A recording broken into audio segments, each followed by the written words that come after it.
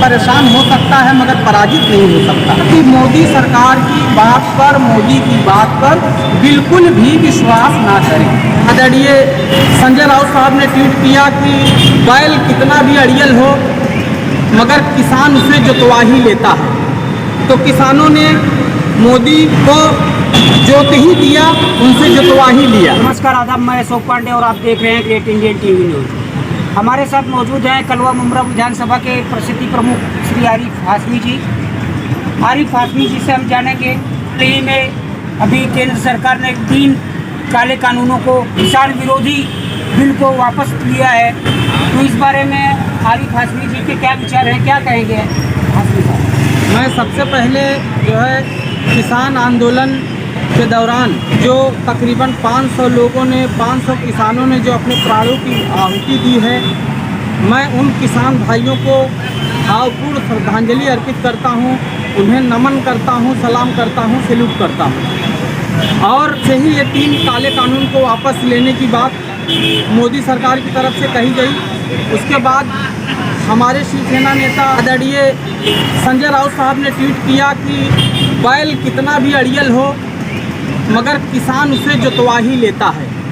तो किसानों ने मोदी को जोत ही दिया, उनसे जोतवा ही लिया। कि ये जो काले कानून और किसान बिल जो थे, जो 3 काले कानून थे, उसको वापस लेने की बात मौखिक रूप से की गई है और ये मौखिक रूप से उन्होंने माफ़ी मांगा। उन्होंने जो है कहा कि भाई हम ये 3 काले कानून जो है वापस ले रहे हैं, मगर हमें मौखिक बातों पे नहीं जाना चाहिए। जुमले वाली सरकार है और इस मोदी सरकार जब सत्ता में आई उससे पहले जो है जन जन के खाते में जो है उसने 15 लाख लाने की बात की थी और उसने ये भी नारा दिया था कि सौगंध मुझे इस मिट्टी का, मैं देश नहीं बिकने दूंगा। तो इस नारे का भी वाट उसने लगाया कि मतलब बाहर से रोज़गार लाने के बजाय यहाँ की जो प्राइवेट कंपनियाँ थी, जो सरकारी कंपनियाँ थी, उसको बेचने का काम किया। तो वो किसी भी बात पर खरा उतरने वाली सरकार नहीं है, न मोदी जी हैं, किसी बात पर वो खरा नहीं उतरते हैं। इसीलिए जो है उनके बात पर ज़्यादा ध्यान देने की ज़रूरत नहीं, न तो विश्वास करने की ज़रूरत है किसानों को। किसानों ने अपने 500 से 700 भाइयों को खोया है।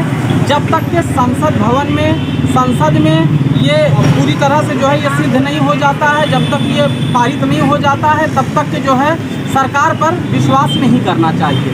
अब मैं आपको बताता हूँ कि किस तरह से हमारे किसान भाई पिछले 10 महीना से बारिश हो, धूप हो, ठंडी हो, कैसे जो है उन्होंने अपने दिन और रात काटे हैं वहाँ पे, ये वही बता सकते हैं। मगर ये 3 काले कानून वापस क्यों लिए जा रहे हैं, वापस लेने की बात क्यों कही गई, इसके पीछे क्या कारण है वो मैं आपको बताता हूँ। मैंने आपको पिछले बयान में कहा था कि उत्तर प्रदेश में चुनाव होने वाला है और उत्तर प्रदेश का चुनाव इन्हें किसी भी तरह से जीतना है।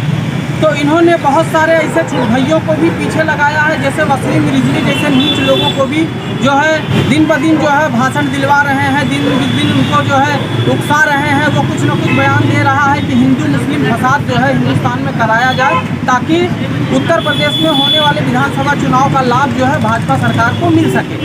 तो ये भी हो सकता है कि उनको उत्तर प्रदेश का चुनाव जीतना है, इसलिए अगर किसानों को इसी तरह से नाराज़ रखेंगे, ऐसे ही नाराज़गी का माहौल रहा तो जैसे ममता जी बंगाल में पूर्ण बहुमत से आई, वैसे ही जो है कोई दूसरी पार्टी बाजी मार ले जाएगी, भाजपा उत्तर प्रदेश में हार जाएगी। तो इसलिए मैं किसान भाइयों से हाथ जोड़ के अपील करूंगा, पहले तो उन्हें मुबारकबाद पेश करूंगा, बधाई दूंगा कि उनकी कुर्बानी जो है सफल रही और सरकार को मतलब झुकना पड़ा, घुटने टेकना पड़ा, देर आए दुरुस्त आए, उनको जीत मिली। मैं इस बात के लिए उनको शिवसेना की तरफ से मुबारकबाद पेश करता हूं। मगर उनसे ये अपील करूंगा कि मोदी सरकार की बात पर, मोदी की बात पर बिल्कुल भी विश्वास ना करें।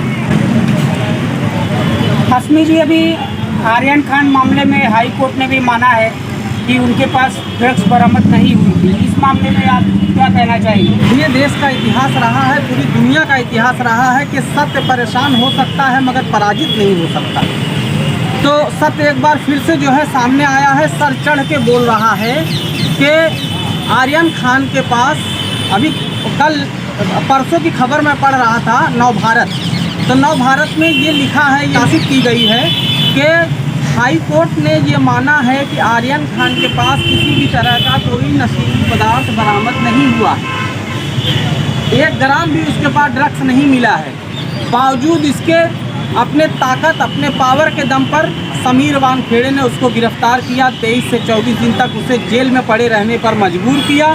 तो जब हाई कोर्ट ने मान लिया है कि उसके पास जो है किसी भी तरह का नशीली पदार्थ जो है बरामद नहीं हुआ है, तो ऐसे ऑफिसरों का क्या, ऐसे ऑफिसरों के खिलाफ हाई कोर्ट क्या करने वाली है, क्या आदेश देने वाली है कि मतलब जो लोगों की अच्छी साफ सुथरी छवि को धूमिल करने का जो प्रयास करते हैं, जो सुपारी लेके लोगों को बदनाम करते हैं, लोगों को सलाखों के पीछे डाल देते हैं, ऐसे ऑफिसरों के खिलाफ कार्रवाई होनी चाहिए या नहीं होनी चाहिए। तो मैं सरकार से ये अपील करना चाहूँगा कि जिस तरह से आर्यन खान केस में किस तरह से शाहरुख खान पर निशाना साधा गया, उसको जो है टारगेट किया गया, आर्यन खान को टारगेट किया गया, आर्यन खान को 20-25 दिन जेल में काटनी पड़ी और बाद में क्या टाइटा क्यूट हो गया सारा मामला।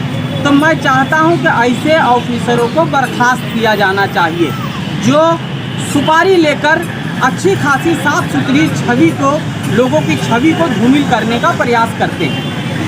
कैमरामैन इमरान के साथ मैं Ashok Pandey, great Indian TV.